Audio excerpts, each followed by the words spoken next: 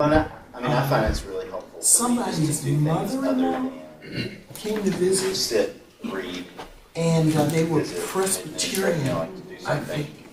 And they said what I just said. They said they're not going to come. And your job as evangelists of the gospel is to open it so that people who aren't here will find this a place. And that congregation moved their early service to 9, and that was the traditional service. Y'all ready to go back to And then they made their secret-driven service at 11:15. No? You are? Yeah? You're ready to be back in your home with your own We bed? did, I think they did Sunday school in between. So 9 to 10 and Sunday school.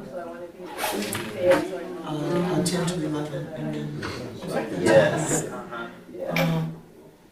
Fascinating, I can't remember. We were always eating, so I can't remember. That's right. Drive back tomorrow. Well, you're doing this actually. This is twice a And green jello. Yes, sit next to me. I mean, I don't know what y'all need to repent for, but surely it ain't this bad. Jesus will forgive you. Having to deal with me all the time. Ordered our dogs.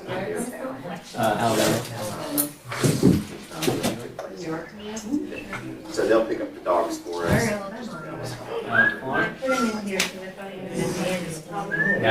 Two dogs, but they're both, we have a Labrador and we have an Airedale Terrier, which is the largest of our terriers, but follows our Labrador. So they're two big dogs. Very, very friendly. So I've been trying to find my brother for 2 weeks. So there's a vet in He won't respond to my text. they just kind of put them in a kennel and kind of leave them there, you know, they. Overwhelmed. It's my play brother and his mom's been sick and Just they have like a dog. busy. And I've been trying to get him. I actually skipped through Chicago a couple of times. I'm like, we'll check in, we'll check in. He remembered my birthday. So he just sends me a text message that says, happy birthday, sis, enjoy your day. And I'm like, I want to know how everybody is. How are you? Where you been the last school? I don't have time to talk to you, I'm still alive. Just know this, I'm still alive. That's it. I got one for my son. I hadn't heard from him in a month, and he said, Dad, I'm still alive. Still getting married in August. She's going to send you what you need to wear. Take care of me. My daughter-in-law sent me a message, and or my future daughter-in-law. I said we need to get off on the right foot, and I said, and she said, what am I doing? I said you're growing into bridezilla, and you need to cut that back because you want to remember this for the rest of your life. And I said I want you to enjoy your wedding. If it isn't exactly, because she's like one of those, all the dots has got to line up type people. And she said back to me, she said, my pastor and nobody else has told me this. She said, am I really being bride? Yes, you're being bridezilla. Chill out a little bit. It's going to be all right. You know, you're going to be in my family. You can change churches. You can change father-in-laws. Are you So, you know, I love you. Just chill out. It's okay. Gotcha. It's your prerogative, but I like what you said. You will remember this. Yeah. This might not be how you want it. Yeah, exactly. And you don't want everybody else to remember that either like this. I'm gonna tell you, that's. I told her, it was funny because I did a wedding up in First Garden, Virginia, and his mom just jumped in and started telling me everything. And I said, stop. They actually do some outreach and things. And she looked at me and she said, no, this is my daughter's wedding. I said, I'm glad you said When I was that. at I elementary said, school, they now, used to come I to looked the at her, I school. said, is this the way you would like it? I said, because this is your We wedding. have Christmas, I said, I don't care who's paying for it. This is throw your Christmas wedding. parties and all kinds of stuff. It was pretty. Yeah, I don't deal with moms. For our wedding, we were like, this is the day for my mother-in-law to let go, and we get the rest of our lives so we can get there. Wow, I like it. Not a bad one. Not a bad one. Not a bad switch over. I'll give you a handoff. Well, hello again, everyone. I have the lowly esteemed job of being your timekeeper once more. And Hold it together. So you all have in front of you also a little questionnaire, which is really helpful for all of the wonderful folks who put a lot of time and effort into organizing and planning the Flame this year. And so if you can fill that out, I'm under strict orders that we're supposed to finish those before we leave this building. So you can't take them with you. There's gonna be a lot there. Right. Yeah, which is a familiar thing these days. So, and once again, I have the pleasure of introducing my friend Joy. And Joy serves as. Was everyone here 2 days ago? Yeah. So you guys have heard Joy's full introduction, and you've heard a lot from her. Today is her birthday. And it's her birthday, and we just sang for her. So I won't give your whole full introduction again, but it has been a pleasure to get to know Joy over the last couple of years, and her teaching and her friendship has enriched my life. So without further ado, again, here's Joy. Thank you. Thanks for coming back, especially since we did today's thing the other day. So technically, we were supposed to talk about ways to just work on sermon writing and sermon development. And the idea, I think we called it coaching, was that you might have a sermon that you had and want to share just sort of pieces, maybe your process and things like that. I had thought that we would do that in a Q&A, much like we did the other one. The other one was supposed to actually be talking about some provocative entries. So we're kind of free today in terms of how we go back and forth between the two expectations, or at least what was in the promo for what today is. But I asked you this on Tuesday, and I can't keep my mind around it. And that is, how many of you preach the lectionary? Sometimes, yeah, give or take. Okay, so it's still a good, it's seasonally. So it was a good number of mix. That was why I wasn't sure if it was overwhelming. It was kind of a mix. The lectionary text that is coming up for Sunday is Exodus 17, meaning Sunday like in a couple of days. And that is when Moses strikes the rock because the people are grumbling because they have no water. And I didn't know if that might be a place where we could kind of start, read the text. That's my offer. But like I said, this one was supposed to be with the question and answer, starting with you. So if you came with your question ready, I will take that. Otherwise, we'll go to Exodus 17. Offer accepted. So take a look at Exodus 17, verses 1 through 7. And gonna ask two people to read it. Let me see.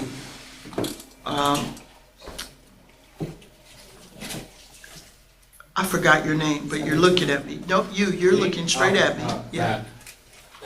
Thaddeus. Yeah. Thad, are you there yet? You said 17. 17, beginning with 1? Yeah. Reading through verse 7? You want to read for us? Sure. Thank you.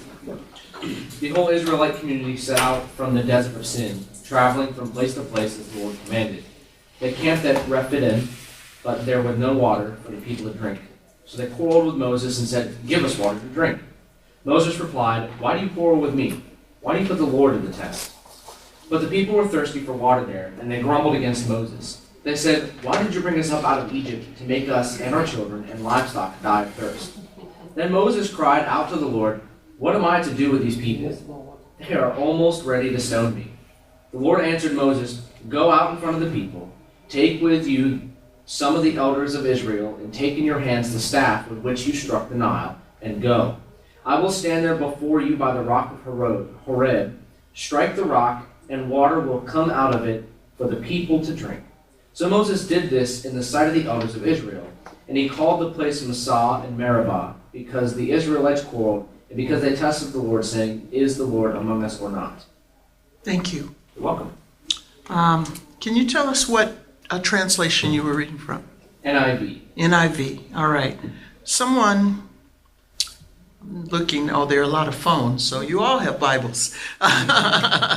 Do you have yours up? I do. What translation? New Revised Standard. Excellent. I just wanted a different translation. Thank you, Cynthia. From the wilderness of sin, the whole congregation of the Israelites journeyed by the stages, as the Lord commanded. They camped at Rephidim, but there was no water for the people to drink. The people quarreled with Moses and said, "Give us water to drink." Moses said to them, "Why do you quarrel with me? Why do you test the Lord?" But the people thirsted there for water, and the people complained against Moses and said, "Why did you bring us up out of Egypt to kill us and our children and our livestock with thirst?" So Moses cried out to the Lord, "What shall I do with this people? They are almost ready to stone me." The Lord said to Moses, "Go on ahead of the people and take some of the elders of Israel with you. Take in your hand the staff with which you struck the Nile and go. I will be standing there in front of you on the rock at Horeb. Strike the rock, and water will come out of it, so that the people may drink." Moses did so in the sight of the elders of Israel. He called the place Massah and Meribah, because the Israelites quarreled and tested the Lord, saying, "Is the Lord among us or not?" We thank you, Lord, for this, your word, the story of your people that kept the promise that all the nations would be your people. So we gather now, God, in the name of your Son, asking you again to allow your story to shape our story. Speak to us, Lord, for as best as we know ourselves, your servants are listening. Amen. I'm going to ask you to take just a couple of minutes, turn to a person next to you. Hopefully we can do this in pairs. I don't know if there's an odd number or not. And I want you to just talk about right away, first impressions, what you heard. Right away, first impressions, what you heard. And then I should tell you, and then I'm going to ask you to tell us what your partner said. Okay? Okay? So, my first impression. All right. He's not responsible for the accent. First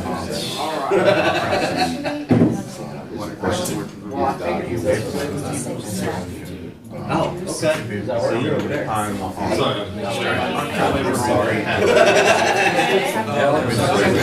Oh, I didn't see this. Where's guys? John actually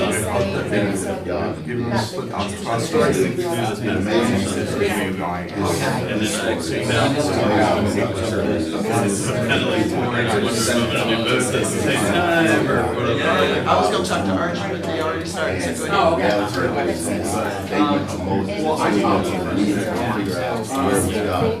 So my first I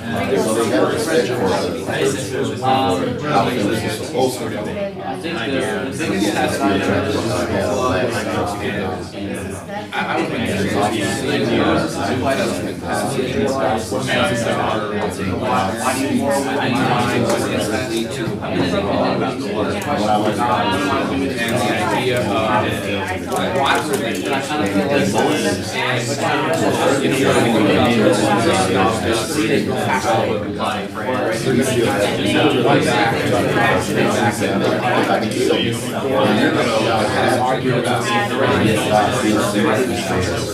sometimes it's just that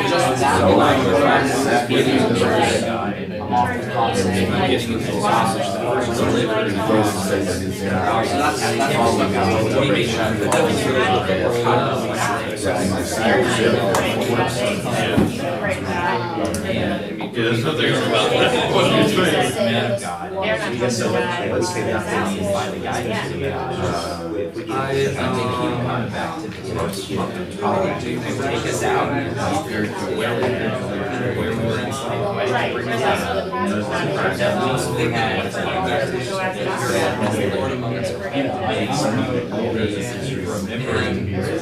Take your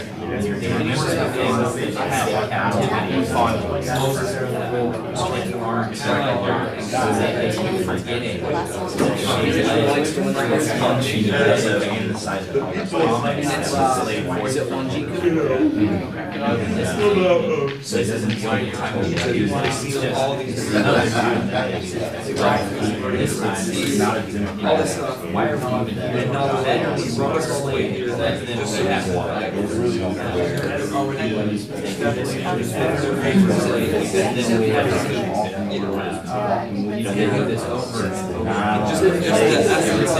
that's where one of the things for my wife is, does he really still looking back in? It's like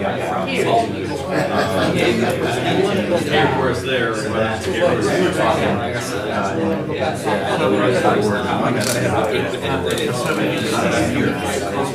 That's not the question they asked.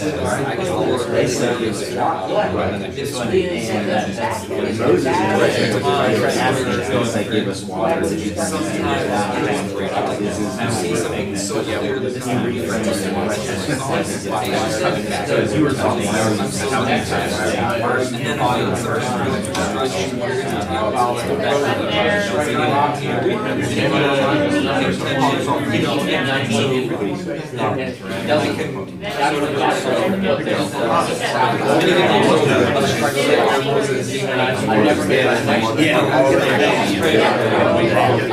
It might be.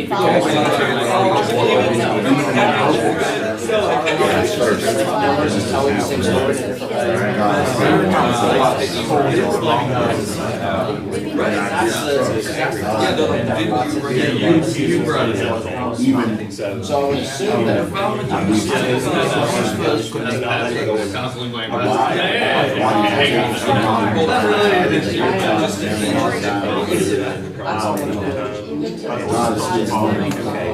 Joy, can I ask a clarifying question?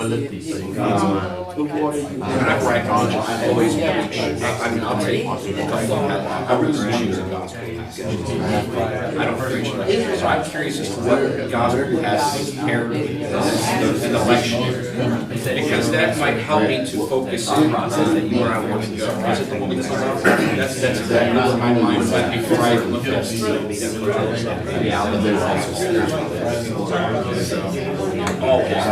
it's got to point to Jesus and their journey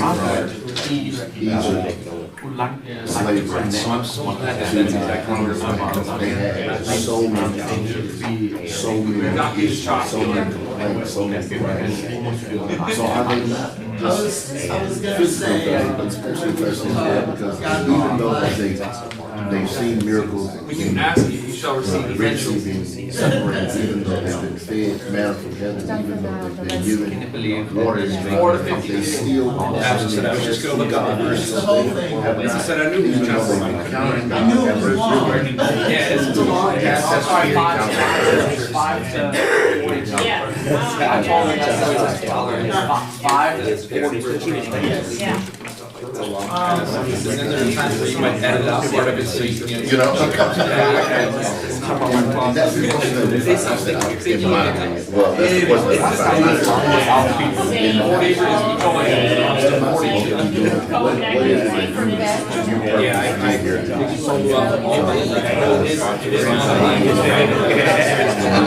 Correct answer.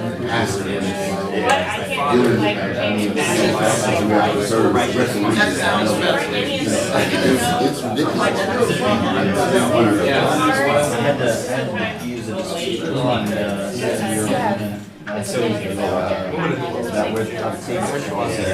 I use the. That's not the way we used to say it. Each a more wonderful. That's a Sunday Have both pairs? Have both pairs been able to talk? All righty. So I don't know how you guys are gonna work this out, but, Archie, tell us what Jeremiah said. Jeremiah was talking about, he was instantly thinking of how something living can come out of a rock, how God brings water out of a rock, and the implications that had. And he was talking about the story of the woman at the well.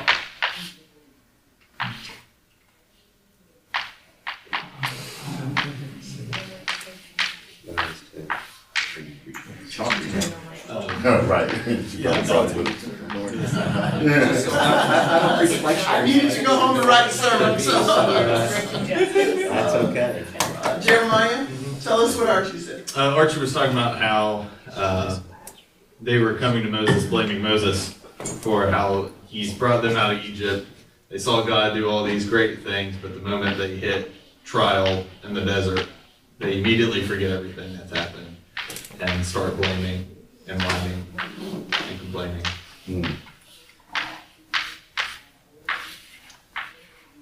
Thank you. It's almost Moses' fault. Help me out, Gary. Yep. And Alex. All right, Gary, what did Alex say? So Alex, he talked about the rock, the water, and the thirst as well, but the word that he spoke that really hit me was desperation. You know, the reason that they're whining and complaining is they just have this feeling of desperation. We have no water. Okay, this is when I don't want to write neatly. Is it E or A? I don't. You know, this is when the little red This is where we have grace. He's not gonna hold it against you. I will lie. We covenant to not write down spelling when I'm writing. That's it, yeah. It's like, this is why professors write illegibly. So we don't get caught. Alex? Gary talked about thirst and a test, the test. And then he was on it, and it has to be paired with the woman at the well. And so it was. He said he also asked the question, but he would begin by saying, "Why are people thirsty?" Why are people thirsty? You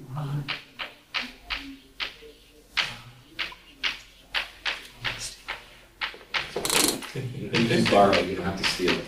Can you write the sermon and send it to me? By the way, I'm writing down all of your points, and I'm just going to fill that in on Sunday. I'm not preaching this on Sundays, so.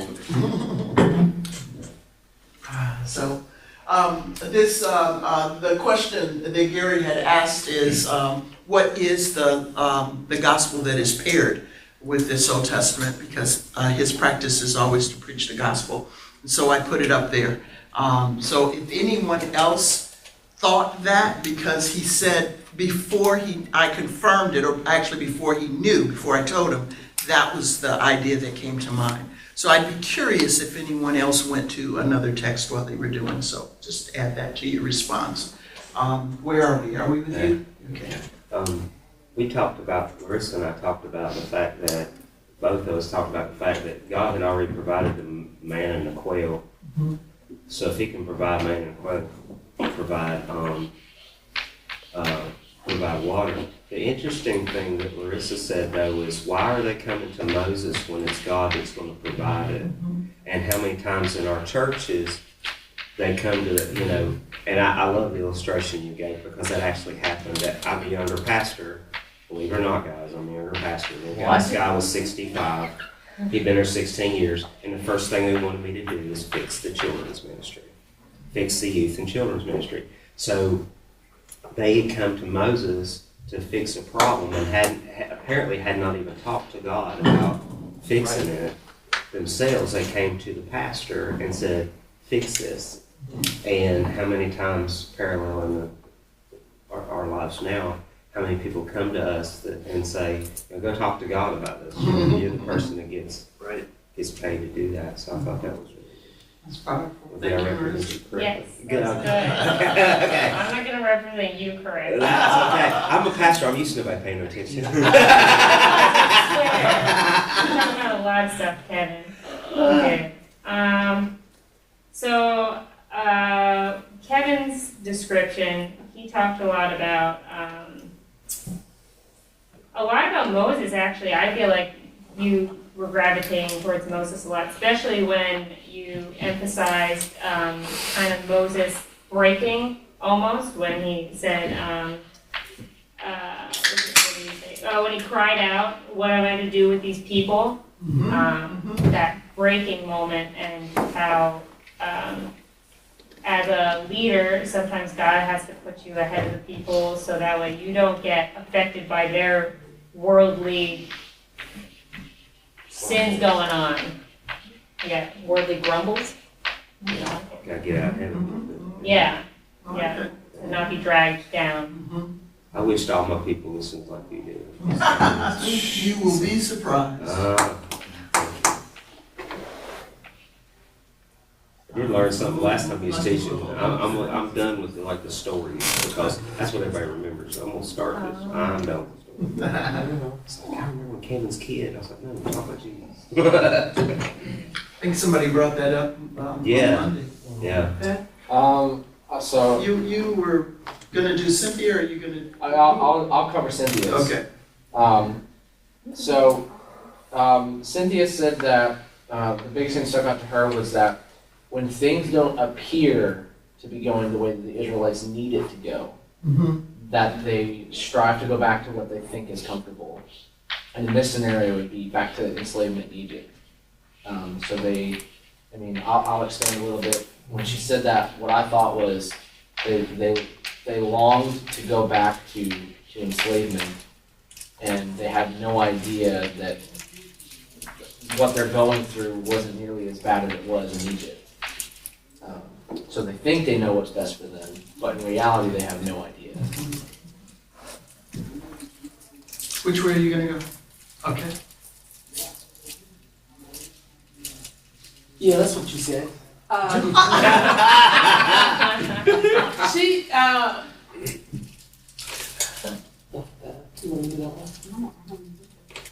You didn't hear what he said? Juju. Yeah, but wait a minute. Do you know what he said? I do. Okay. Do you? But he just did. You had to do both. I didn't catch that. I do realize you made that motion when I asked him, but I didn't catch it until then. Sorry. It's okay. It's all good. Every now and then my memory still works, and I can do both. Juju's position was that the people did not want to accept any responsibility for themselves. So instead, they quarreled and blame Moses because they're not following the vision. Dad's position was that the people quarreled and complained when, in effect, it's God doing the leading. Is that correct? Yeah, and then Moses' prayer to God. And then Moses prays to God, which I took a little differently, but Moses' prayer to God was that, I'm gonna let him kick in. I am very sorry. This is an emergency call. Okay. I said after Moses hears the Egyptians cry out and complain to him, he says to God, "What am I to do with these people?"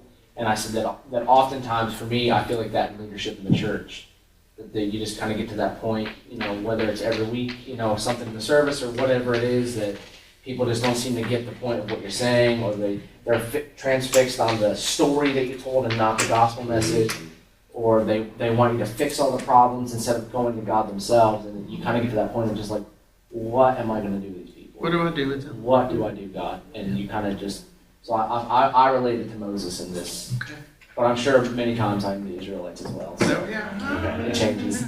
It's important if you're at annual conference or you're at your own church. Because at annual conference, I'm one of the Israelites. Yeah, exactly. I'm complaining about things that I had no, and it hit me, it struck me last night. I complained about things in my annual conference that I had no desire to join the committee and fix. Oh! I mean, I'm just saying. There's your sermon. Somebody can preach that. Yeah. Pastor Fix the Children's Ministry. I can't. I'm in the repentance. I can't preach it. Anybody else can preach it. I can't. I got to repent. Micah, I see you texting over there. Yeah. You ready? Well, she didn't hear it, and so he did himself because she couldn't hear that the three of them were together. Okay, so let me, Is everything okay? I'm a magistrate. They called me for emergency removals. I got a newborn baby, and mom's not acting right, and they said they needed to remove the baby, so I had to grant that. Sorry, excuse me. Okay. And so that's why I had to walk out. Sure, But my baby's fine. Okay. And yeah, All good. Okay. she is now because she's mine. Okay. I got her. Oh, okay. Yeah, All I right. got her. All right. Thank you, God. Mm-hmm. All right, Micah. Talk to us about Chad. Chad brought out 2 points. Okay. One of which was that God gave the directive to Moses to take some of the elders. It wasn't the whole community that when it was time to go and strike the rock, it wasn't the whole community that went with them. It was a small delegation, if you will, of leaders who went with Moses.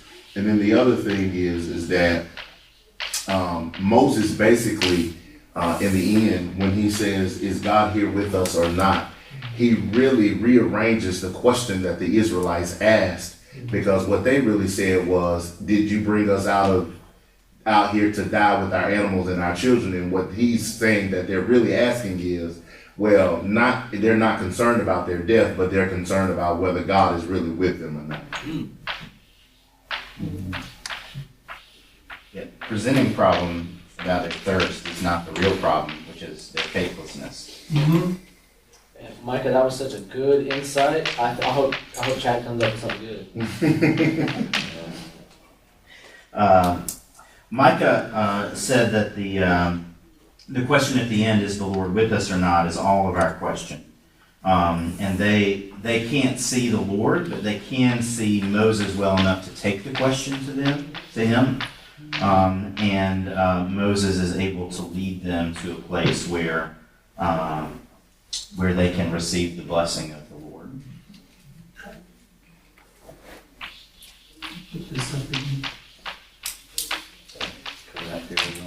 He said it a lot better and a lot more. We're gonna come back. He could have preached this text on sight reading. He could have done it. All right. Good Wesleyan. Always be ready to pray, preach. So Ralph immediately went to kind of a real situation that's present in his community, which is a water crisis in their city, and problems of shortages and distribution, it sounded like, and access. That it's something that's very real and very present for the people all around him. And so that was the immediate place is something tangible, something real and immediate as well. Zach spoke about the lack of trust, but also he spoke about of how the Israelites long again for the former. So they long for the pots of meat, that even in the midst of slavery, of captivity, they would rather do that and be in that pleasure than to thirst. So they long for the former and didn't mind the captivity. Wow, didn't mind the captivity. Wow. That was the sermon you did. You gonna have your son. Where are we? Okay. Gene shared about how the Israelites, in a previous story that we know, had arrived at the Red Sea, and Pharaoh was chasing them, and they asked a similar question: have you brought us here to die? And they had seen Moses part the waters with the staff, that same staff. Here we have a repetition of the same question: have you brought us here to die? And how that's a metaphor for our relationship with God, how so easily we forget the previous deliverance and cry out with the same question. Wow. That's good. Thank you. And Chief? And Ben said he connected this to another story which is similar, the later story, which they also lacked the water and they complained to Moses and Moses did that. But after that, I think it's in Deuteronomy or maybe the Deuteronomy, in which God says, you disobeyed me and so that's why you cannot go into the promised land. So even in the midst of this miraculous work, we disobey God and we see this disobedience. And that was very critical for Moses that he can't go into the promised land. So we see disobedience in this story. Thank you. So Michael is kind of drawn to that. Why did you bring us out of Egypt to kill us, our children, and our livestock with thirst? And he talked about how the people would have preferred to be back in Egypt and in slavery rather than where they found themselves back then. Okay. Wow, man. This context gives you a whole lot about the idea of going back to former days. Just saying. I can't remember where I read this quote, but it's just stuck with me that you can take the people out of Egypt, but you can't take Egypt out of people, which is what God has to do. Yeah. And Joe was talking about really how it seemed to the people like Moses or God did kind of half a job. They got him out of Egypt, but things weren't easy. And their idea was that if we're going to be delivered, everything should come at once. There should be no, there should be no work, no lint. Powerful. All right, so let's play with this for a little bit. I'm going to back you up around there. I'm going to start with Joe's comment. And it's leaning into a little bit about what Michael was saying as well. And that is, this is a half job. But remember the context. God miraculously, literally moves heaven and hell, defeats the most powerful military on earth. And how immediately they forgot the God who delivered them. We need a God. Make us a God. Okay? So their wandering is a result of their faith. It's sort of like Cain. We look at the story of Cain and we ask ourselves, I think I said this on Tuesday, why is God not taking care of Cain? Because God knows Cain's heart.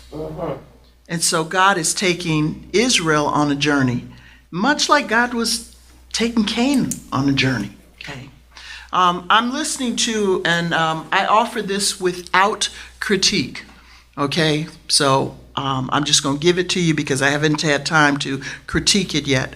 But there's a podcast called the Bema Podcast, B-E-M-A, the Bema Podcast. It's Christian. It's a Jewish reading of Christian scripture.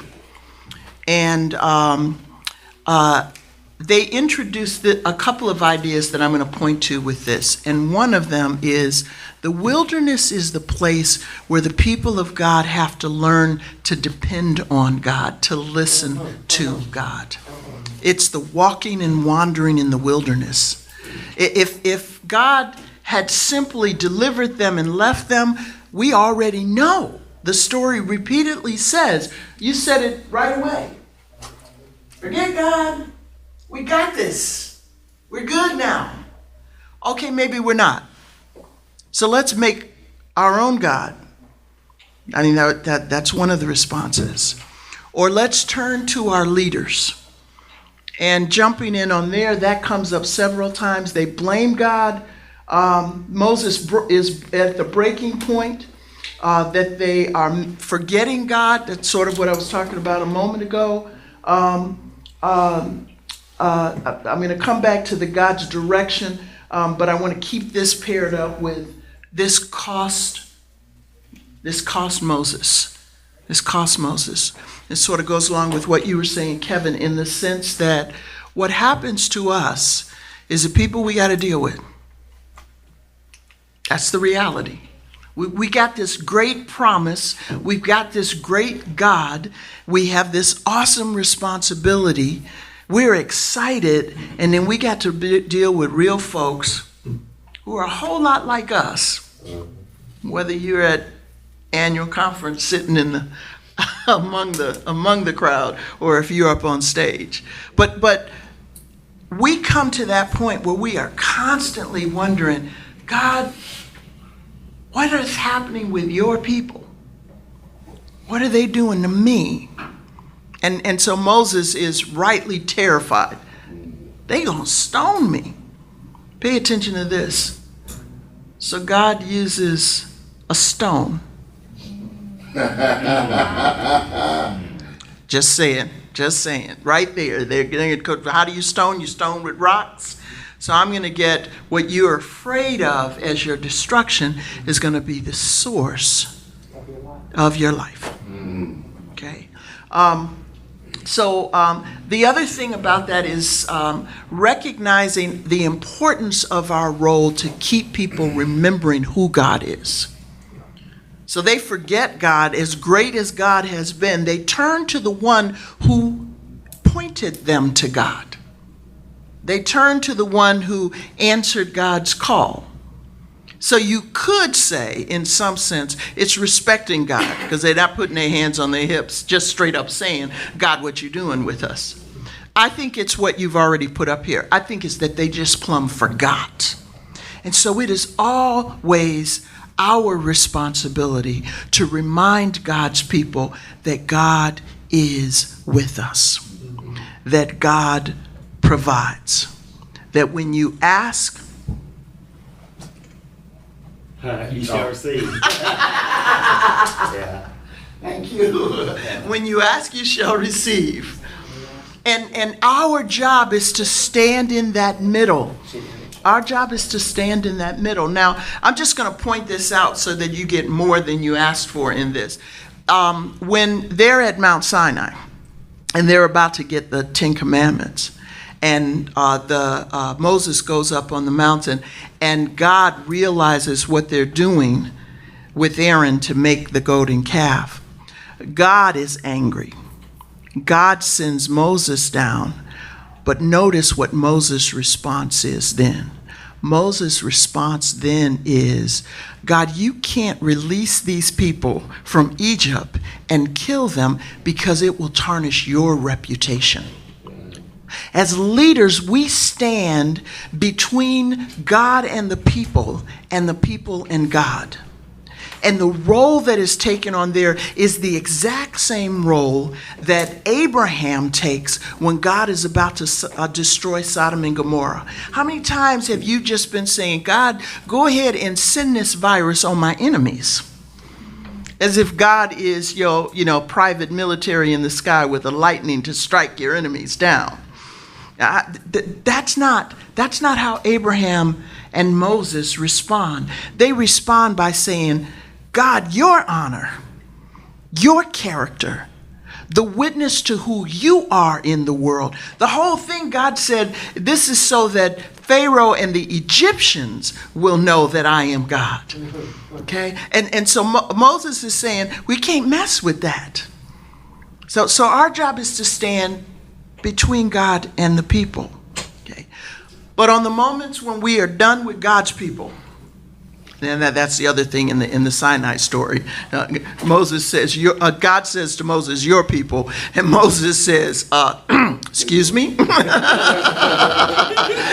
I had me some real sheep. And I was handling that pretty well for about 40 years. So these be like your people.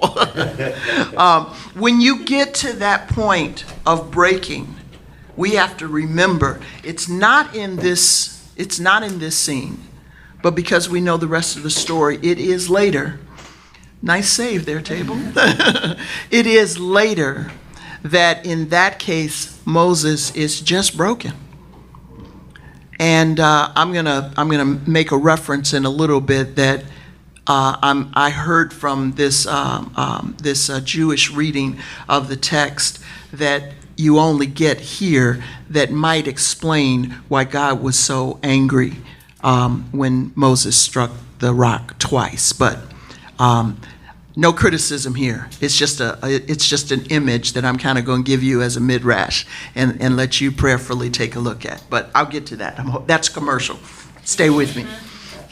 So understand that your role as leader means you have to deal with God's people. And you have to take that in-between step. It means you also have to have somebody you can be honest with, and it can't be your congregation. It can't be. I remember when I was told this in seminary, I'm sure you remember it. You probably responded like me. You don't know the folks in my congregation. Mm-hmm. You don't know the people. I just stepped out of the congregation on the lay side. And I understand now from experience is that the people in your congregation love you because you're the pastor. And they want to be friends with you because of the role. And they genuinely don't know that that's what they're doing. But when you get appointed across town or across state, and that person that's been your ride or die buddy, and they're telling you what's going on with the people that you have loved for the last 3 or 10 years, and then you want to tell them about the people that you're beginning to love, they don't care. So you've just had a rich conversation with them about the community you've been a part of and that you know and love. But because you thought this person genuinely was your friend, you now want to tell them about your new reality. And that's when you realize that they love you because you were their pastor. And they do not want to get on board. Now, that is not an absolute. Absolutes are never completely true. But it is rare. It is rare that the person that runs up to you when you come to a church says, I want to be your best friend, really means they want to be your best friend. What it means is they want to be the right hand of the top person. Keep that in mind. Always run from the person that comes to you first and fast and says, I'm your best friend. Kevin? I had a question that goes along with this. In the Methodist Church, I've only been here 10 years, and I've been through 3 charges. The first charge, I had this family that one child was 1 and 1 was 3. Okay? So that was right next to their house. I was there for 4 years. Then I moved to Bland, which was 30 miles away. Okay, so this family shows up at the church, and they've been there. Okay? Now, the third church I've been moved to is over 100 miles away. They're driving 100 miles to church every Sunday, bringing their children. Their children are now 10 and 7. I've always been fearful that they're following me and not following God. But what I'm hearing is, I mean, the wife is kind of like my sister, and the husband isn't saved. Okay. He's followed me for 10 years, and he says, I promised I would raise my children in church, and I can sit under you and I can listen and understand where you're coming from, although I don't believe, I just can't sit under, he calls it preachy preachers, I don't even know what that is, but evidently it's not me, okay? So my question is would I consider that family like my family or like my friends, or am I still to be cautious because I don't want to get in this Jim Jones thing, drink the Kool-Aid way on the UFO, because I could be stupid. I mean, there are people, I'm not that stupid, but well, maybe. But, you know what I'm saying? Moses broke the third time, not the first time, or the second time. Yeah. You mentioned this on Tuesday, and I appreciate you bringing it up again. And this is the thought that comes to mind, and that is, my first thought was the risk for you, as you just said, that they are following you. But as I thought about it, what is not happening is that the congregations that you've been leading have not been surrounding this family, loving this family, so that this family believes that they belong to that community. And the work that I would encourage you to try to do would be with this congregation, to get this congregation to love on this family, so that that drive that they're making is worth it, whether you're there or not. Because you can't do anything about the two previous congregations. But what they need is to be in a place so that when Moses dies, they will follow Joshua. And the husband is using his position right now, where he is not a believer, as a strong arm. And that might be how he's rejecting God. He might be using me to reject God. He might be using in his own mind, okay? But you can't tell him that, because you've got his trust in his ear. But if he starts to genuinely feel like this is his community, if his wife starts to feel like genuinely this is her people, and if those kids who are now old enough to have a vote start to feel like this is their community, when you get ready to leave, you might be surprised to hear him say, "We belong here." And my prayer would be that God would use you and this to bring them to a place where they can say, "We belong here among God's people." I'll tell you a quick story, and then I want to finish up this list. I do this whenever I go to a new church. I go to the church and I ask everyone to meet with the pastor in small groups. So I take usually my secretary or the staff parish chair person. Say that, I speak for a living. Or somebody in the church that just likes to throw parties. Because there's always some organizer. It's usually your staff person or your chairperson. But if that's not their skill, get somebody that will put out a list and let people sign up between 7 and 12 to come to meetings with you, where you would go to someone's house. You're not asking them to prepare anything. There may be cookies or something like that, but you're not asking them to prepare a meal or anything like that. It's real low key. And what I do is I meet with these groups between 7 and 12, and depending on how large the church is, how many meetings you got to do. Okay? The idea is to get them into folks' homes, and that would be the homes of people who like to have folks over. Okay? There are a few older people who don't go out at night. So you have to have some of your meetings midday. Okay?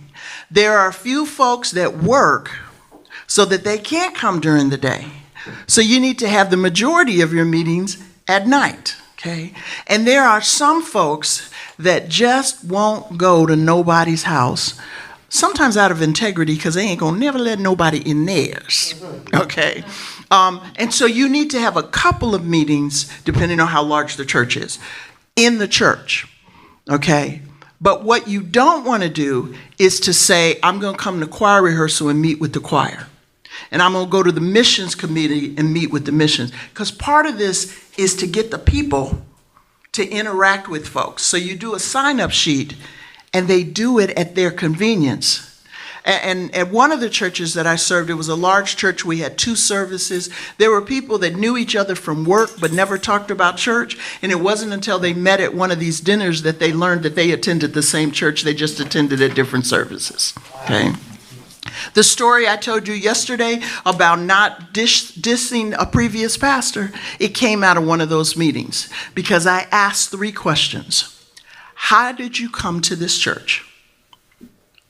Why do you stay at this church? And if money weren't an issue, that is the most important part of this sentence.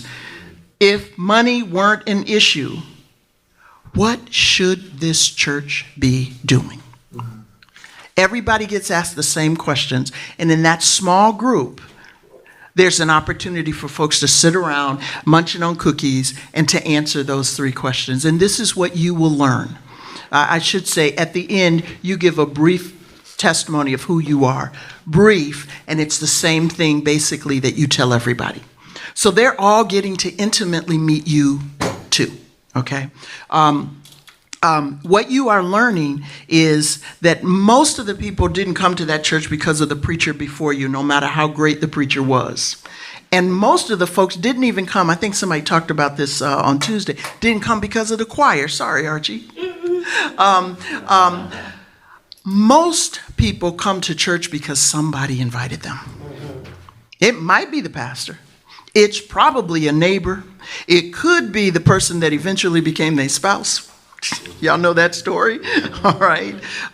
It could be because of a youth group or a nursery, depending on the age of the people. But people tell them, my church has this, and that gets folks in the door. And it might be my church has the best preacher, but that gets folks in the door. But what keeps them there? And that's where you learn things like the importance of the youth group. That's where you learn things about the importance of the choir, the value of the preaching.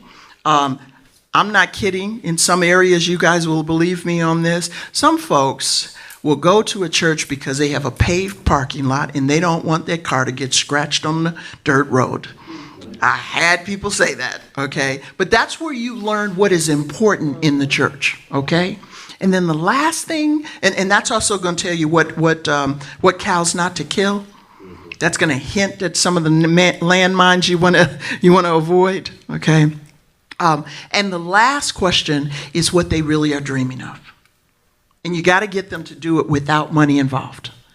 And that's where they're really saying, man, I wish we, and then you'll hear it. And one gift I had at one congregation, it was all old people. And every group, including the group I did at the senior community, they all said they needed a youth group. Now, I understood why the folks with young people who didn't have a youth group wanted a youth group. But I knew that church cared about the next generation. It's sort of what we were talking about earlier, G. I knew that church cared about the next generation when they said, my grandchildren live in Colorado, but we need a youth group here. Now, that's just a freebie. To get back to your question. I don't let folks, the idea is that you come to one meeting, okay? Because I'm trying to get to know you in a small enough group where I can. That's the idea. But what happened was there was this one lady, she signed up for the first one, she came, she didn't say a word. Not a word. To me, to nobody. She sat in the back. She was there, but she was silent. And my secretary came up to me when we got the list for the next meeting, and she said, she signed up for the second meeting. And I said, well, we really don't want that, but that's probably okay because she really didn't participate in the last time, so maybe she'll participate in this one. She came to every single meeting. And it's not my wisdom, but the Spirit told me not to tell her not to. Want to know what she did? She was a quiet, blend into the wall person. But she was doing what I was doing. She was meeting everybody in that 700-member church. And when I left, she used to send me these cards and write me little notes. And when I left, or I should say the last nominating year I did, she came up to me and she said, I would like to be the missions chairperson. And all of the little notes that she'd been giving me and everybody else told me she had the heart and the hospitality to be that chairperson. So I nominated her. She was in that role. She was the best mission person there. She would not have been able to do it because she was such an introvert. But by going to those meetings, she met everybody. Now, in myself, I would have told her, don't come anymore. But the Spirit prevented me from preventing her. And so that's why I'm saying my prayer is that you will find a way to get that church to embrace that family. And then let God do what only God can do. And my hope is that they will truly find a home there. Because if you get moved farther away, they shouldn't be following you across state lines. Okay? But this might be how God is speaking to him and to them. And so that'll be my prayer. And if you guys think about Kevin, I say pray for this family. Okay, thank you for sharing that with us. Aaron, Allison, Ariana, and Aiden. All right. ways. What you said, what you do, Mhm. if people want to do that, small groups thing, there's a ministry called Next Step, Mhm. and Jim Goddard is the head of it. Okay. You know what I'm talking about? Uh-huh. And he actually will come in. That's what I'm doing with my new charge, exactly what you're talking about. I had small groups. I asked the same 3 questions that you did. That's what he teaches us to ask. And then compile all the information to find out what the vision is for the church. Yeah. But he doesn't charge anything to do that. He'll come in and you take care of his room or whatever. He'll come in and work with your congregation to. He's his wife's the district superintendent in Holston Conference. One of the things, I'm in Michigan, and one of the things that this does for me is that it allows me to listen to the people, to get to know them, and they get to know me. So not getting to know an outsider, they are truly getting to know me. And that is the next step, what you just described. So what happens is you have these meetings, you hear what's important, and you hear where they want to go. And all right, so now you're getting a seminary pastoral lesson. We're going to go back to preaching after this. So say your interest just on your heart is prison ministry. That's just what you feel God is leading you to do. And you go to a church and they tell you they want a youth group. And nobody has any idea about prisons except for not in their backyard. Okay.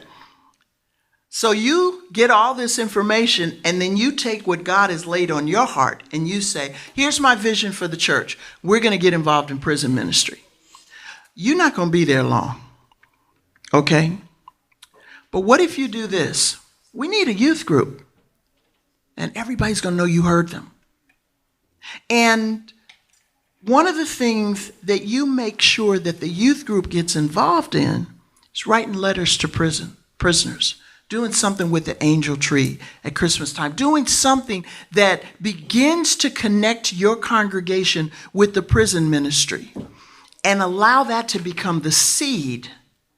You will have much more authority to bring in what God has laid on your heart if you have demonstrated that you will, thank you God, there's a perfect segue back, have met the needs of the people in terms of what they desperately feel like they want. Okay? All right, so that was a freebie and an extra. But yes, it's all about hearing the people so that the vision, as it is your vision, because God's given you a vision for the sphere of influence He's placed you in. But you want to say it in terms they understand. So let me jump over to the gospel right here. How do you what percentage of in your sermon do you put contextual situations in?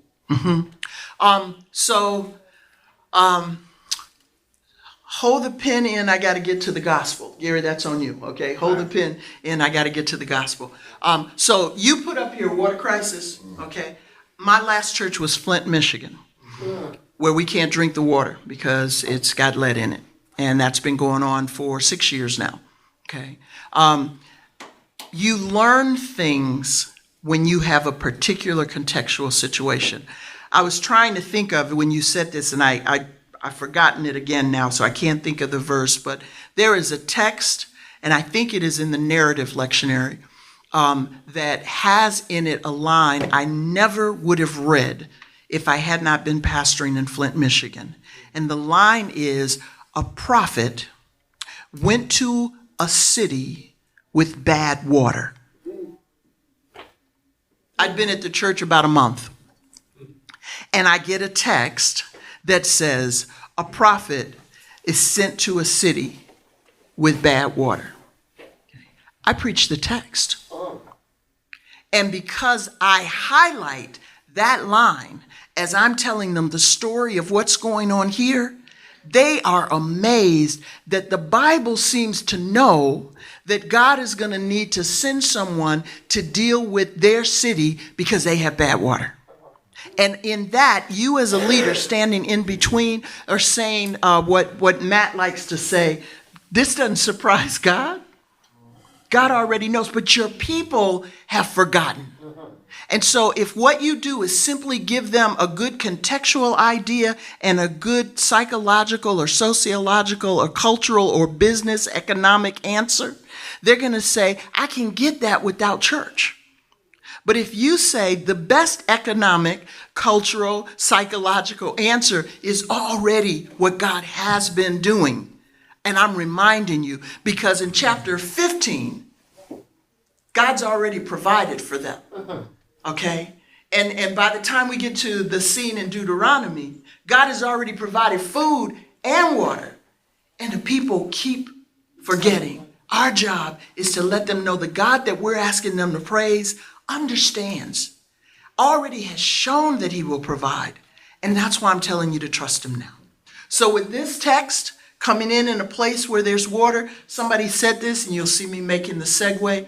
The segue I'm making right now is exactly how I take all of the things that they say and turn it into the vision that I give them, which is really my vision in their words. Because we can only have integrity to the vision God puts on our heart. But they can only receive it and be influenced by what God has said to us if we put it back in their words. Okay? You can come back at me on this, but that desperation, thirst, okay, that's a real need, folks. This is gonna get hard. That's a real need. They're in the desert. Got to remember where they are. They are in the desert. Okay? And they walking around with people, we forget. You kind of look at the Ten Commandments, and it's basically all old folks or middle-aged folks. Okay? I had the privilege of pastoring a church where they did a camp at Pentwater over the dunes. And it was my first church, and the youth, I was youth pastor, they took me over the dunes, and I'm from Chicago, so I'd never seen the sun set on the water. It was just awesome to see God sign off a day. It was just awesome. And I was like, okay, I want to bring my parishioners over the dunes for communion, a midweek service. But what I forgot was that the 15-year-olds had taken me over the dune, and at 28, I almost couldn't climb it. And I was about to ask 40-year-olds. Actually, I was about to ask 80 years old, because there were a couple of great-grandparents there. But I was the new pastor, and they were teaching me Michigan, and I said it, and they said, okay. And about halfway through this trek of babies, because it's a family camp, babies in arms, toddlers, excited youth, some middle-aged folks that remember when they used to be that excited youth, and their in-laws that were barely making it over, I realized this was a major mistake, okay? They were desperate, not with water and thirst, but they were desperate with fatigue. And God has a way of showing up when I need God to show up, because I'm not this smart. And what came out of my mouth was, I know that this is getting to be a long trek, but I want you to remember something. And this is what I want you to hear. When Moses went through the wilderness, this is the bunch he took with him. The babies in arms and the old folk. It wasn't like the Cecil B. DeMille's movie. All generations, he took them all with them. So if you've got a free arm, take somebody's hand. Grab your mother-in-law. If you see somebody with 3 kids and you only have 1 or you have none, grab a kid's hand. And when I got over, a 40-year-old man said to me afterwards, later on in the camp, he said, when we were going through that, I was thinking, I remember when I loved climbing this dune, I can't do it right now. He said, but when you told me to take somebody else's hand, I took my mother-in-law's hand, and I forgot that I couldn't make it over. And both of us made it over. Okay? So that's how I tell the story now. So it's a real life situation, but it helps me paint the picture of who is here and what desperation feels like. I don't think I told you this. I'm also just starting teaching, so forgive me if I repeat this. Did I tell you about my student that did a psalm, that preached a psalm? Okay, all right, okay. So when I tell this story, I don't have to tell the illustration I just gave you. I don't have to tell them unless it's going to be a long sermon. That's when illustrations like that are important. But when I tell that story, all I do is I talk about we got to remember all the folks that are there. It's not what the movie, and I will say that, it's not what the movie showed us. It really is every generation, babies in arms. And so somebody had to reach out and grab their in-laws. And so I'm describing what I experienced. And in a short sermon, I'm not saying the story I just told you, but I'm painting that for this scene. And I'm doing it where I'm telling the story long enough and in detail enough that people are sensing the desperation, that they realize the heat, that they are reminded that this is not on a highway where the construction means you can't get off at the next Starbucks, but they are sensing what it means to be in the heat of the day without any water. Because after you've been traveling for 40 years, there's no water. Okay? They ran out of water a couple of weeks after they left Egypt.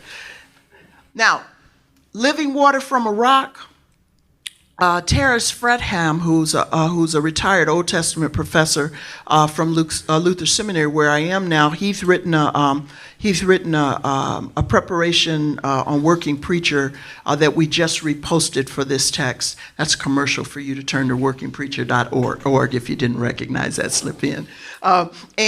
He reminds us that water is in rocks, that's just the way creation is. So it's not a total sense of God made water come out of nowhere, but it is God providing water from the unexpected. And that's what God does. And that's what we need our people to recognize, that the way things are already, God can meet our needs. God can provide if we will remember that God is with us. God, you with me? Do I need to stop or? Yes. And I wanted to mention this before I excuse myself. But when over here mentioned living water from the rock, the thing that struck me about the living water from the rock was Jesus's final entry into the city. And all the people were, crying Hosanna, and the Pharisees tell Jesus, Master, Teacher, Rabbi, tell your people to shut up. And Jesus says, I could do that, but if I do and silence the people, the rocks are going to cry water out from me. Come on. And that was it. Come on. All right. That brings me to the gospel. How many of you are into the Marvel Universe? Oh, yeah. Okay, all right. All right, that's not everybody, but what is incredible about what they have done with the Marvel Universe is that they have taken all of these individual situations, Captain America's reality, Iron Man's reality, Captain Marvel's reality, they've added Spider-Man's reality. Those are stories into themselves with their own characters and their own realities, and they have merged them together. And what was really incredible with the Endgame and was that the very last one? Was it the Endgame? What they did with that, what was really incredible was that they went behind and told you some backstory so that you could actually see how those stories could genuinely be interwoven. And if you've been watching all of them, there are these one-liners that are dropped often by Captain America or these feuds that are alluded to that you have to know the other stories to get the humor. And if you don't, you won't miss it. You won't miss a thing. The movie works. But if you've watched if you've read all of it, if you watched all of it, it's even better. Folks, people need to know this story to understand that story. Needs to understand why this is so important. Needs to understand the move you just made, Cynthia. Why that is such an incredible. God has already done this. So I'm not talking about, well, wouldn't that be cool? Well, yeah, the rocks will cry out. Wow, now I never thought about that. Yeah, we have. Been there, done that. And that's why we need this, okay? And so what you do is you set this up with everything you know from here. So you're telling this story where you are hanging around with the word living water, and your people are going, wow, I remember last year you preached about the woman at the well. Yes, okay? Or if your folks aren't ready for you to do the Old Testament and you're preaching here, you spend more time setting this up. This woman is coming to Jesus, Jesus is coming to this woman, and what we know, we learn in the Old Testament, in the historical books portion that we never like to read, we learn why it is that the Samaritans and the Jews don't get along, but we also learn that they have a common heritage. So standing at Jacob's well is actually being at the very place that both of them claim as their ancestor. So this is a place where they are connected. And so that location is important because of the backstory, okay? And then this line, living water, is important because of the backstory. We love to talk about how she came at the heat of the day and it was hot. And you just need to be able to remember that they were wandering around in the desert and it was hot and they were thirsty. Jesus is on this journey. And I really appreciate the fact, Thad, that you reminded us that the lectionary begins with verse 5. But the story begins by saying Jesus had to go through Samaria. No, he didn't. There are other ways to get there. In fact, and I like to tell this story as an African American who was going south when there were rest stops we couldn't stop at. Okay? So my daddy knew how to get there without going through those places where we weren't safe. Okay? Why do you think the disciples had to go somewhere safe to get food? Okay? This is context, Ralph. I'm reading this because I'm an African American who understands the places that you can go to and that you can't go to. All right. But I'm not telling that. I'm just saying the disciples needed to go to a place. And when I'm talking to a black congregation, they get that. They get that because they remember in their own world where their fathers knew where to go and not to go. That's how I do context. I tell this story so that people see that the sin and evil that's been going on has been going on all along, and God keeps showing up. God keeps showing up. Okay. And so the disciples have gone to a restaurant that they can order from and be served. And Jesus is talking to this woman, and they're at a place that brings the two of them together. And what happens in this moment is that Jesus tells a woman who he is. Folks want to tell you that the Bible is not safe for us, haven't read the Bible. Okay, I always notice, and I may have said this yesterday, that Luke always tells a story where he has a named person, a named man who's important, and then he tells the exact same encounter with Jesus with an unnamed woman of no importance. He will talk about the outsider, the shepherds, and then he will talk about the insiders. He will talk about the rich and the poor. It is amazing to read Luke because he doesn't let Jesus do anything without doing it to everybody. Okay, I had not noticed that with John. But guess what happens after Jesus meets this woman, or before Jesus meets this woman? He's talking to Nicodemus.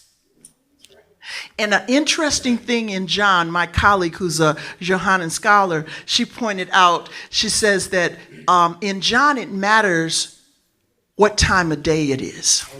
Yeah. So Nicodemus comes at night. Night is always a problem. This is a person who cannot see. This is a person who is blinded by the night, the darkness. This is a person who is not getting it. The teacher didn't get it. You know what John says when the book of John, when it says that Judas left the room? The very next line we don't pay attention to.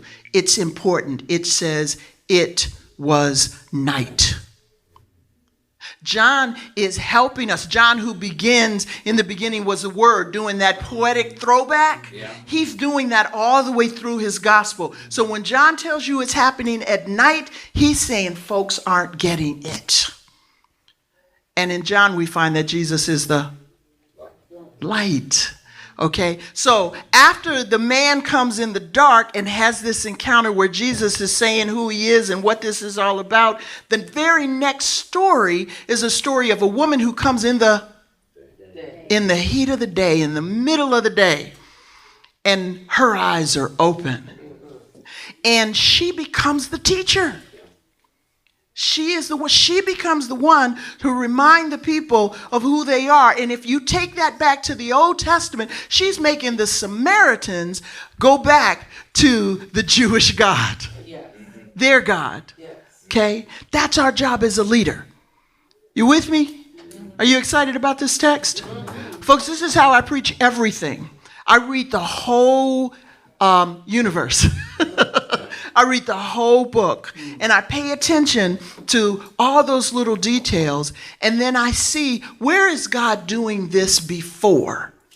This cost, that's pointing.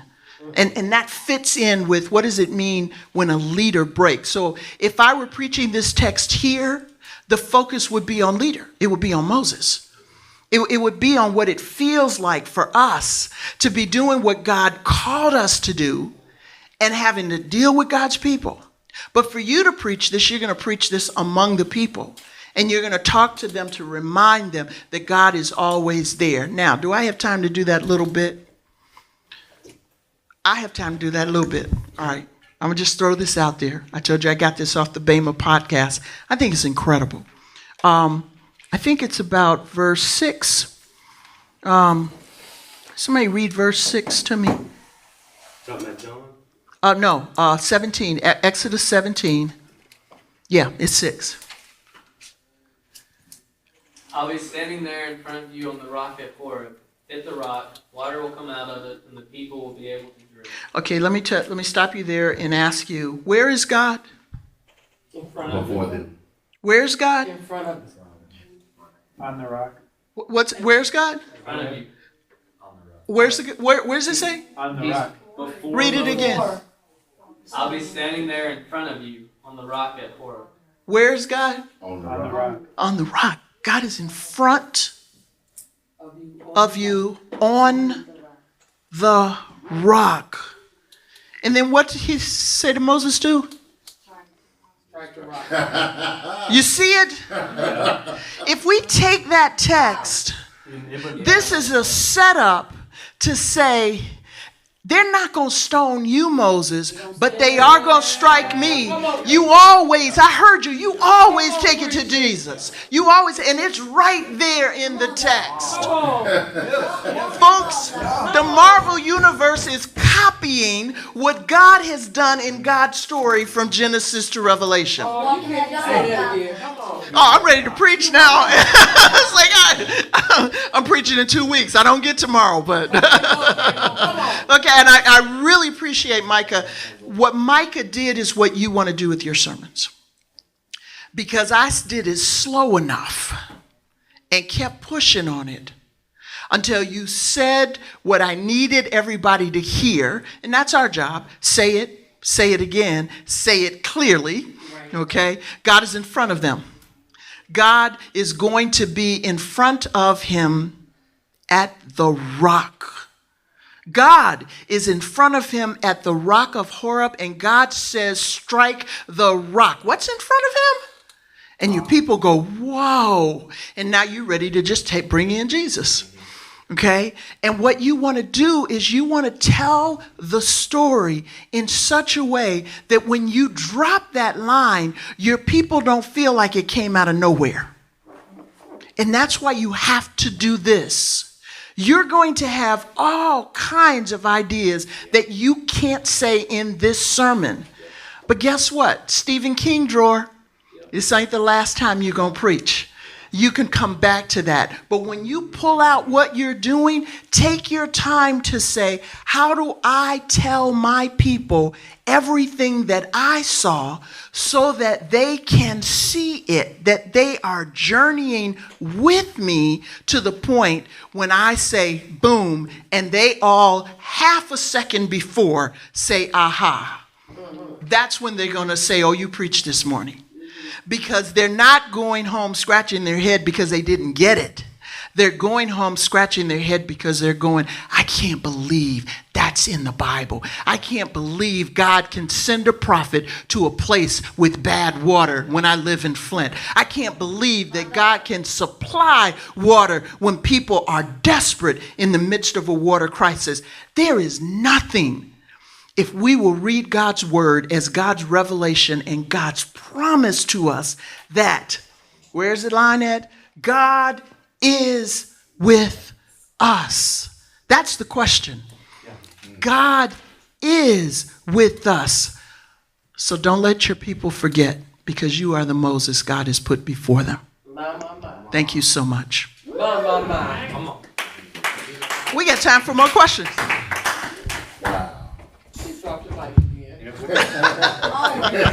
Obama out. Yes, yes. So what is the next sermon to the people in Flint when their child dies from drinking water? Oh, wow. So, yeah. He wants to know, what is my next sermon when their child dies from drinking the water? And I'm gonna do the setup for this. That's a brilliant question. My church, this is my out. I want to be honest with you, okay? My church is a help center for the city. So we supply water every Monday for people for their week, okay? So no one should be drinking the water. I mean, there are 3 churches in town that cover different areas. So no one should be drinking the water. So that said, this is why I say it has to be a setup, okay? So you talk about where God is and what God is doing and the reality of human failure so that God isn't blamed. God doesn't need another angel. God is not taking your child so he can fill a choir. Yep. These are circumstances that are a result of human forgetting and human not obeying. Okay, and so a really powerful sermon that you might want to preach before the election is to preach 1 Samuel chapter 8. One of my students at Duke actually presented this, and I stole it. I need to remind him that I'm stealing it again. But Israel has a king. It's God. Yeah. Okay? But they want to be like everybody else. So they ask Samuel, who's on retirement, but his boys are messing things up. And so they go to Samuel and they say, we need to ask you one more thing before you just go off in the sunset, because your boys, they're a wreck. So why don't you go back to God and tell God we need to be like everybody else. And Samuel is he's having a Moses moment. It's like, oh man, I done really failed. And God says, this is similar to here. Moses says, why are you talking about me? God is the one. And in Samuel, God says, it's not about you, Samuel. They're rejecting me. So this comparison is throughout Scripture, okay? And what God says is this. Tell the people that this is what their king will be like. It's going to keep them in war. He's going to take care of his cronies. He's going to disrespect your daughters. He's going to take the best of all that you produce. He's going to capitalize on what you have. You will work for him. The word says you will be his slave. And Samuel goes and he tells the people, this is what kings in the other nations look like. This is what God wants you to know that even our king would look like. And the people say, we want a king anyway. Mm-hmm. So the mess that we're in is because God lets us have free will. Okay? So in Flint, when a child dies, we all say, if the governor had not wanted money, if the governor had not been a 1 Samuel 8 kind of king, taking care of his cronies, but not taking care of the black people that were left in Flint when GM abandoned, there's your context, Ralph. Okay, when we can preach that because this isn't on God, this is on us. And when we preach that context, it allows us to say for every day our child is healthy, every day our old people are healthy, every day we can come into this church and distribute water to the people out there who don't have it. We praise God for letting us have influence in this community. So God is always the provider. God is always the comforter, and we are always the one who forget God and disobey God, and there are consequences. You preach that from Genesis 1, or I should say from Genesis 3. When things happen, people will say, God, forgive us. You want people to have a David before Nathan moment every time something bad happens. Oh, Lord, have mercy on me because I have sinned against you. You don't want folks having a moment where they're like, well, why is God doing this to us? Question is, have they forgotten God? Or have you brought them so close to God that despite how horrible their rape, their murder, their forgetting their power and privilege, that's David I'm talking about now, when confronted with the truth, and I love the way Nathan did it. Nathan knew that David was a man of justice. So he told him a story about justice. Got him all riled up. And then Nathan said, but man, that's what you're doing. And David's response wasn't like, well, no, it ain't, I didn't really do that. I mean, she don't mind, no. David goes, my God. Read Psalm 51. Yeah. Okay, that's what you want. But you can only get your people there if you have made God good and us have responsibility. And that's why I'm a Wesleyan and not a Calvinist. Because we have a responsibility to God's good grace. Yeah. Thank you for that. Thank you for that. The problem for us is that we don't make our sermons so exciting that people want to come every single Sunday because they don't want to miss a single episode in God's story. We give them rules that they can live with generically, and when they're ready to hear you again, they can come back in a month or two, get some more rules. They work. But when you've got them coming to hear and be reminded and sitting at the table with others, being a community that is holding up the weak when they are strong, when something like that happens, they have already been reminded of who they are and what their community is. And you don't have to make up rules and principles that make God look like God is short of angels. Thank you for that question. What you're saying resonates with something I learned a long time ago, that the message that you prepare, it's not your message, because as soon as the words leave your mouth and are heard, the word is now collectively owned by everybody in that room. That's right. So when you're preparing your word, knowing your context matters. So, and that's why I took the time to say, get to know your people. Yep. Get to know your people, because that's where you're going to find out. That one lady told me, this one church, that big church I just told you about, absolutely everybody hated this one pastor. Everybody. He couldn't preach. He was never present. I mean, everything that would be pastoral malpractice, somebody had a story about this guy.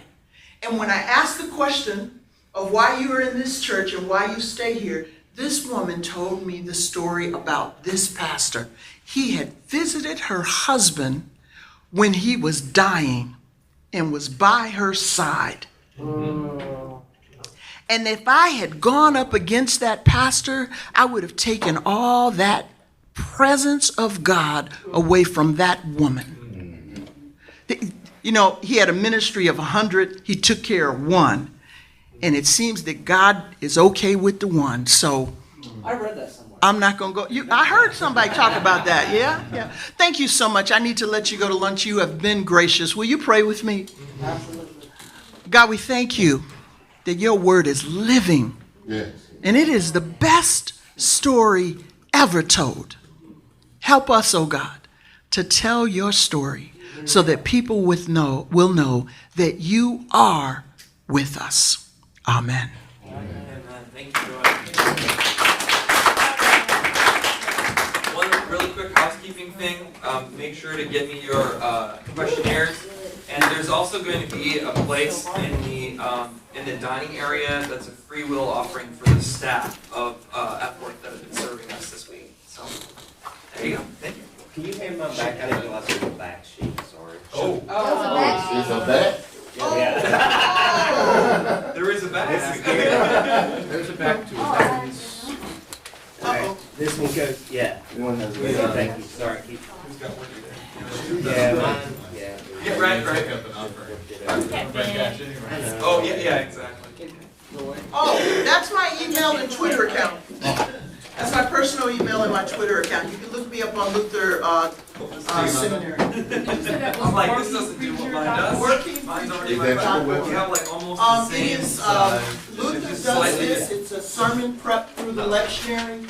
And on it, it's 2 lectionaries. The podcast is, there are 2 different ones. One is the Revised Common Lecture, and the other is a narrative lectionary, which is taking people through the big stories of the Bible that we've forgotten. Yeah. And then you can find written resources on all the texts. The reason I asked is because I had to school with me. Oh, okay. And everything from YouTube videos. And no, that's perfectly fine, because that's actually what I was looking for. My dad came last year, and I asked him, were you here last year?